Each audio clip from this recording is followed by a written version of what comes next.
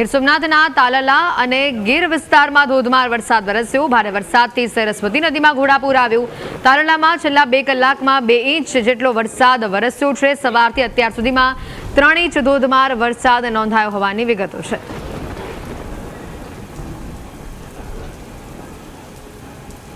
ગીર સોમનાથના જમજીર ધોધ નજીક 6 પ્રવાસીઓ ફસાયા। આ ધોધનો નજારો જુઓ। આ પાણી જે રીતનું વહી રહ્યું છે, તસવીરો ભયજનક સામે આવી છે। ગીર પંથકમાં ભારે વરસાદના પગલે જમજીર ધોધનો પ્રવાહ વધી રહ્યો છે। કોડીનાર વહીવટીતંત્ર અને વેરાવળ ફાયર વિભાગની ટીમ હાલ રાહત બચાવની કામગીરીમાં લાગી છે। આ ધોધમાં 6 જેટલા પ્રવાસીઓ ફસાયા હતા, જેઓને રેસ્ક્યુ કરવાની કામગીરી કરવામાં આવી। દોરડા બાંધીને તેઓનું રેસ્ક્યુ કરવાની કામગીરી કરવામાં આવી। આ પ્રવાહ સતત વધતા આ પ્રવાસીઓ ધોધમાં અટવાયા હતા। જોઈ શકાય છે કે તેઓને કઈ રીતે રેસ્ક્યુ કરીને બચાવવામાં આવી રહ્યા છે। આ સાથે જ પાણીનો પ્રવાહ પણ ઘણો તીવ્ર છે। દોરડા બાંધીને તેઓને બચાવવાની આ કામગીરી જે છે તે સ્થાનિકો કરી રહ્યા છે। દ્રશ્યો સામે આવ્યા છે। તંત્ર પણ વહેલી તકે મદદે પહોંચે તેવી આશા અહીંના લોકો રાખી રહ્યા છે। આ ધોધનો નજારો, કમર કેડ સમા પાણીના આ દ્રશ્યો।